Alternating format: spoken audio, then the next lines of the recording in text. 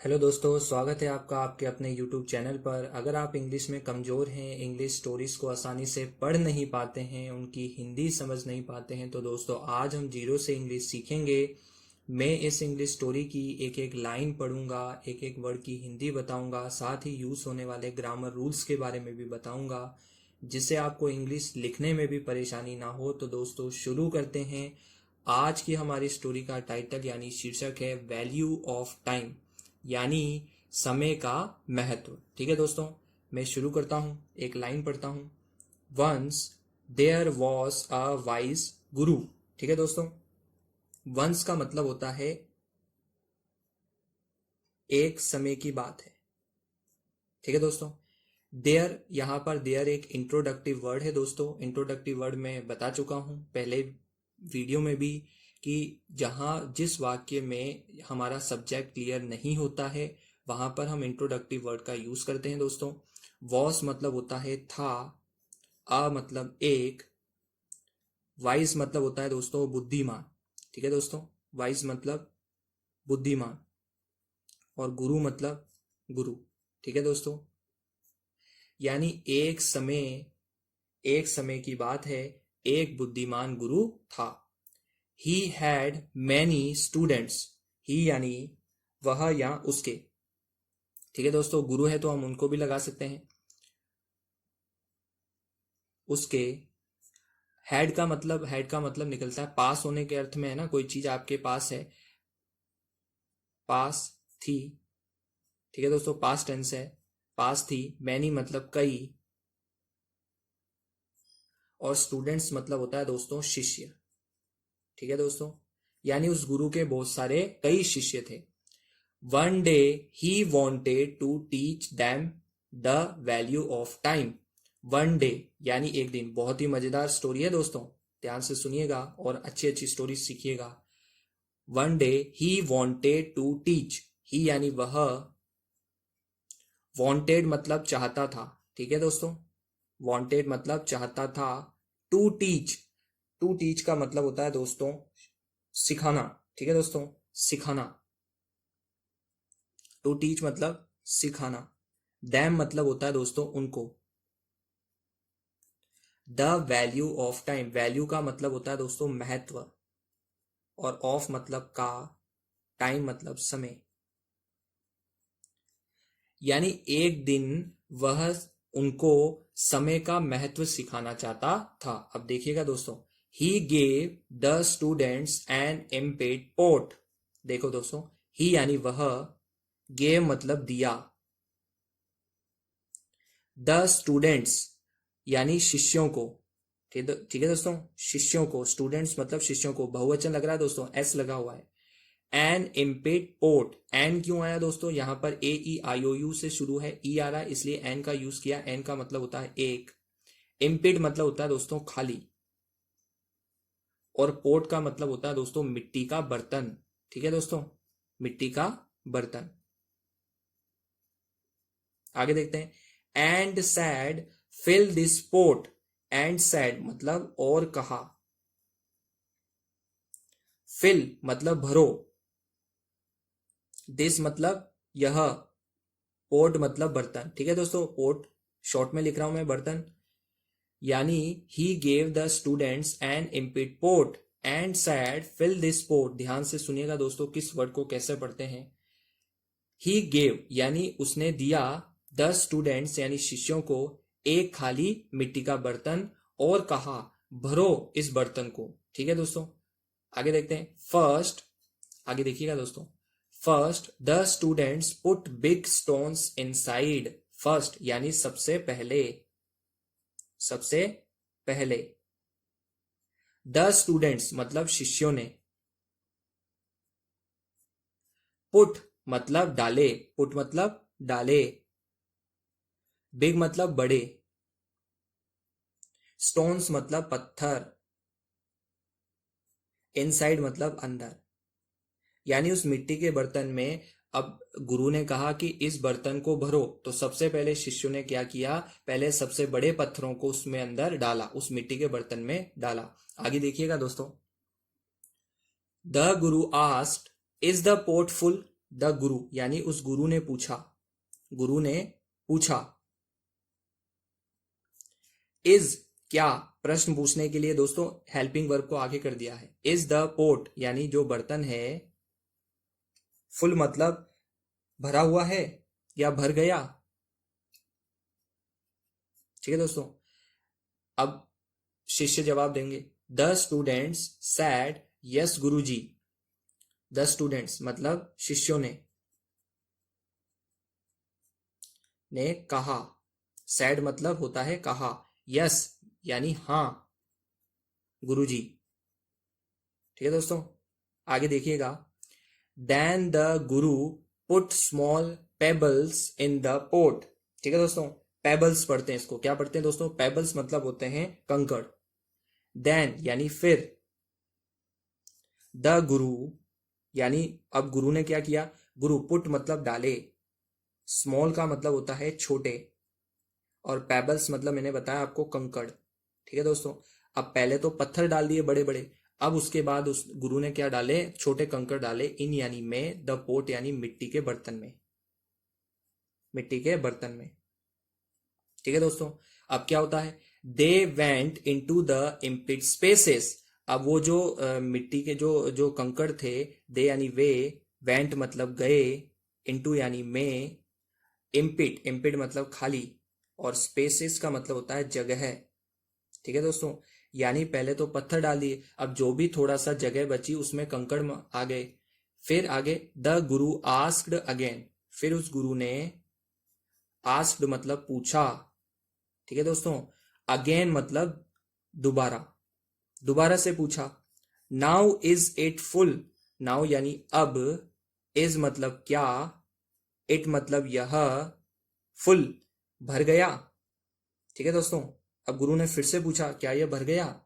अब आगे देखिएगा दोस्तों, बहुत अच्छी स्टोरी है दोस्तों, अगर पसंद आ रही हो तो दोस्तों लाइक जरूर करिएगा। The student sad yes now it is full. Students ने कहा यानी शिष्यों ने कहा, स्टूडेंट्स मतलब शिष्यों ने, अब यह बहुवचन है, अगर स्टूडेंट होता तो शिष्य, स्टूडेंट्स यानी शिष्यों ने कहा, यस हाँ, नाउ इट इज फुल यानी अब यह, फुल यानी भर गया है। ठीक है दोस्तों, next, the guru poured sand into the pot. Next, next का मतलब होता है दोस्तों इसके बाद या अगली बार, इसके बाद।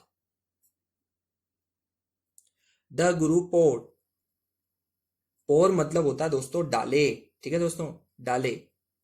सैंड मतलब रेत, इनटू यानी में, द पोट मतलब मिट्टी के बर्तन में। अब गुरु ने क्या किया दोस्तों, उसके बाद गुरु ने क्या डाले, उस जो भी जो खाली स्पेस थी, पहले सबसे पहले तो पत्थर डाले, फिर उसके बाद कंकड़ डाले, उसके बाद उन्होंने, उस गुरु ने उसके अंदर रेत डाली उस बर्तन में। The sand field all the small gaps.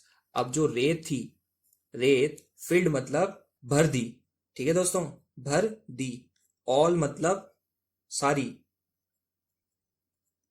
The small यानी छोटी, गैप्स मतलब होता है दोस्तों जगह, यानी अब रेत ने क्या किया, रेत ने वो सारी छोटी छोटी जगहों को भर दिया। अब आगे देखते हैं दोस्तों। द स्टूडेंट्स वर सरप्राइज्ड, यानी शिष्य क्या हो गए दोस्तों, सरप्राइज्ड हो गए, आश्चर्यचकित हो गए। वर मतलब थे, और सरप्राइज्ड मतलब आश्चर्यचकित, आश्चर्यचकित। At last the Guru pour water into the pot. अब गुरु ने क्या किया, एट लास्ट यानी अंत में, एट मतलब में या पर अर्थ निकलता है एट का, लास्ट मतलब अंत। द गुरु पोर, गुरु, पोर का मतलब होता है दोस्तों डाला, वाटर मतलब पानी, इनटू यानी में, द पोट यानी पोट के अंदर, बर्तन के अंदर। अब गुरु ने क्या कर दिया, पानी भी डाल दिया। अब आगे देखिएगा दोस्तों, कितनी अच्छी स्टोरीज दोस्तों, आप अच्छी अच्छी स्टोरी भी सुन रहे हो, साथ में इंग्लिश भी पढ़ रहे हैं। Now the pot was truly full, now यानी अब, द पोट यानी जो बर्तन था, वॉस मतलब था, ट्रूली यानी सचमुच, सचमुच, फुल यानी भर गया। अब जो बर्तन था सचमुच में भर गया। अब आगे देखते हैं, the Guru smiled and sad. गुरु ने क्या किया दोस्तों? गुरु मुस्कुराए, मुस्कुराए, ठीक है दोस्तों।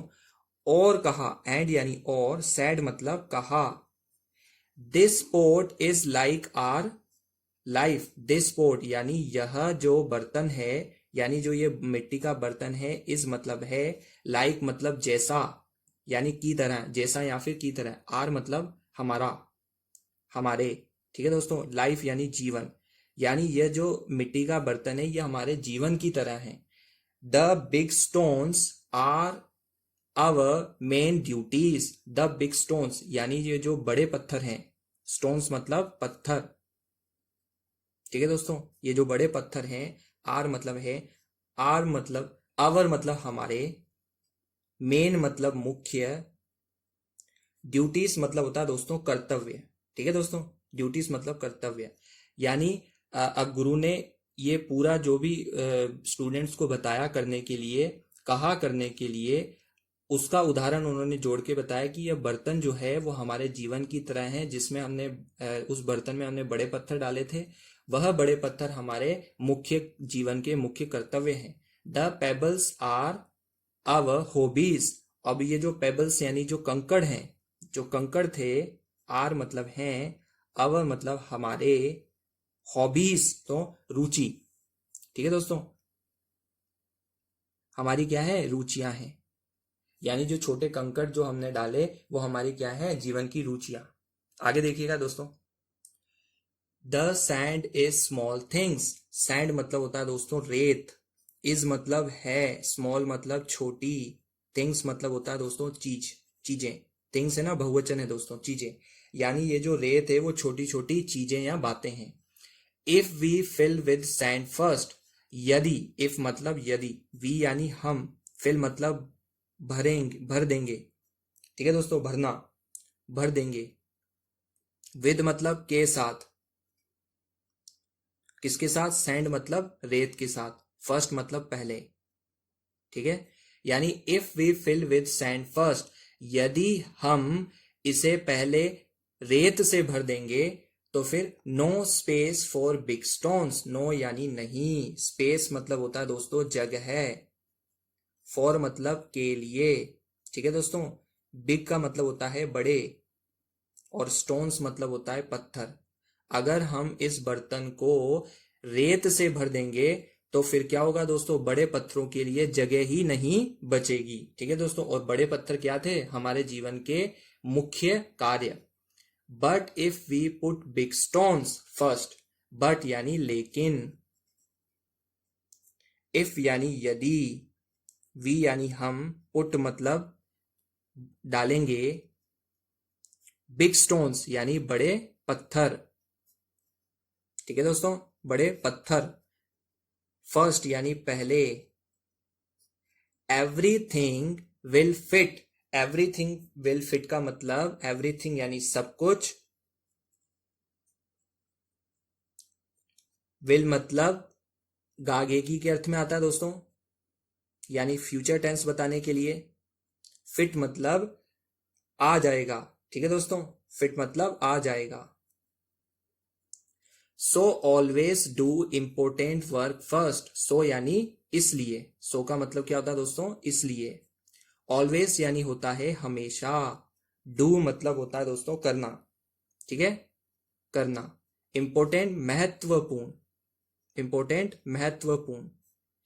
वर्क फर्स्ट, वर्क का मतलब होता है काम, फर्स्ट मतलब पहले, ठीक है दोस्तों। यानी इसलिए हमें सबसे महत्वपूर्ण काम पहले करने चाहिए। This is the right use of time. This is the, यह, दिस मतलब यह, इज मतलब है, द राइट मतलब सही। यूज का मतलब होता है दोस्तों उपयोग, ऑफ मतलब का, और टाइम यानी समय, यानी यह सही उपयोग है समय का। The students understood the lesson. The students मतलब जो शिष्य थे, जो शिष्यों ने अंडरस्टूड यानी समझ गए, ठीक है दोस्तों, समझ गए। अंडरस्टैंड की सेकंड फॉर्म होती है अंडरस्टूड, समझ गए, पास्ट टेंस के अर्थ में आया। द लेसन्स यानी शिक्षा, ठीक है दोस्तों, यानी जो शिष्य थे वो समझ गए शिक्षा को जो गुरु बताना चाहते थे। अब आगे मोरल देखिएगा दोस्तों, शिक्षा क्या मिलती है इस स्टोरी से। Do important work first, do मतलब करो, इंपोर्टेंट यानी महत्वपूर्ण, वर्क का मतलब होता है दोस्तों काम, और फर्स्ट मतलब पहले, यानी पहले महत्वपूर्ण काम करो। Do not waste time on small things, do not मतलब नहीं, डू मतलब करो, वेस्ट मतलब बर्बाद, ठीक है दोस्तों, टाइम यानी समय, ऑन मतलब पर, ठीक है दोस्तों, स्मॉल यानी छोटी, थिंग्स मतलब होती है चीजें, ठीक है दोस्तों, यानी छोटी चीजों पर समय बर्बाद मत करो, ठीक है दोस्तों। आशा करता हूँ आपको कहानी पसंद आई होगी, लाइक जरूर करिएगा दोस्तों, और चैनल को सब्सक्राइब करना ना भूलें। Thank you.